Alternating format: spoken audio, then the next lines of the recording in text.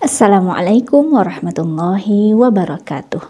Jumpa lagi di channel Ngaji Jucipi. Kali ini kita melanjutkan menari episode 7. Baik, kali ini tema kita adalah jangan kerja ala kadarnya. Oke, penulis di sini menjelaskan tentang bagaimana cara kita seharusnya dalam bekerja, dalam beraktivitas sehari-hari.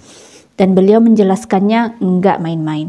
Beliau menjelaskan dengan membawa rukun iman dan rukun Islam. Allah menciptakan kita sebagai makhluk yang sebaik-baiknya. Seperti yang pernah kita bahas kemarin waktu di surat At-Tin ayat 4 ya. Bahwa sebaik-baik ciptaan adalah manusia. Namun bukan berarti kita tidak punya kekurangan. Kita punya kekurangan. Cuman kita tetap bisa untuk memaksimalkan usaha.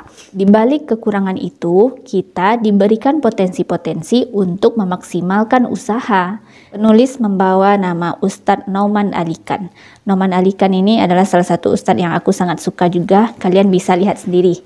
Banyak video-video beliau di YouTube. Nah, beliau mengatakan bagaimana mungkin diri ini akan bekerja ala kadarnya ketika pilar-pilar keimanan kita aja, ya rukun iman aja, nggak mengizinkan demikian gitu. Nah, coba pilar pertama adalah mengimani adanya Allah. Ketika kita mengimani Allah yang maha besar, maha segala-galanya, maka nggak layak kita untuk lemah. Ya, ketika kita berjalan menujunya, kita harus kuat karena yang kita tuju adalah Sang Maha Besar. Yang kedua, kita mengimani adanya malaikat yang bertugas mencatat kebaikan, keburukan, mengawasi kita. Maka kita penuh harap dan penuh cemas karena ada yang selalu melihat kita, tindak tanduk kita selalu dicatat. Jadi nggak mungkin kan kita ala kadarnya. Yang ketiga, kita mengimani kenabian Muhammad. Nah, Nabi Muhammad itu sempurna manusia. Manusia adalah makhluk yang diciptakan paling sempurna. Dan di antara manusia-manusia ini ada yang lebih sempurna lagi, ya.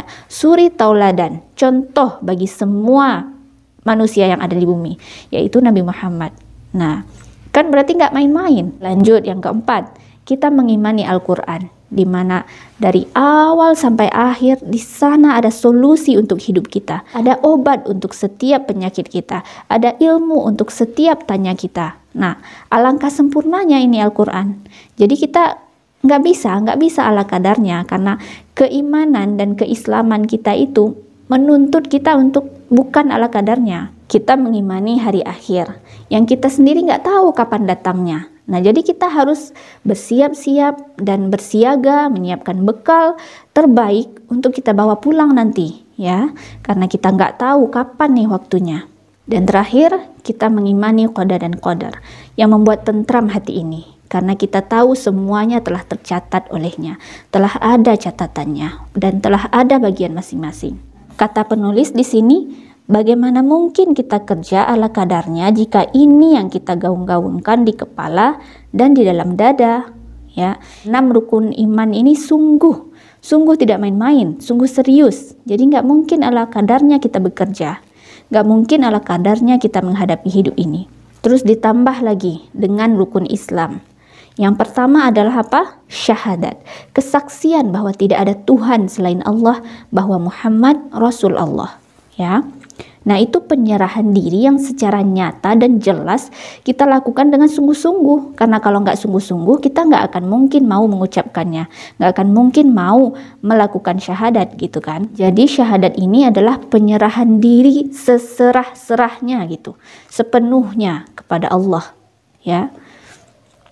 Nah, kemudian sholat yang dilakukan secara tumakninah dan khusyuk. Kita mengusahakannya di awal waktu, berjamaah, dan nggak mungkin kita lakukan jika kita nggak bersungguh-sungguh.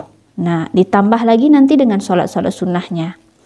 Kemudian berzakat. Nah, di sini karena butuh ekonomi untuk berzakat, berarti kita kerja harus sungguh-sungguh agar ekonomi kita pantas untuk dijatuhi kewajiban berzakat.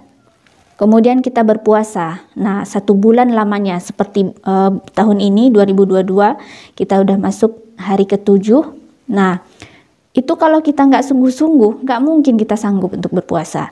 Nggak mungkin kita sanggup untuk menahan lapar dan haus, menahan hawa nafsu, keinginan ini itu. Yang biasanya orang kalau berpuasa pasti lebih stabil emosinya karena dia mampu menahan amarahnya, lebih stabil perilakunya karena dia tahu dia berpuasa. Jadi perlu sangat kesungguhan di sini.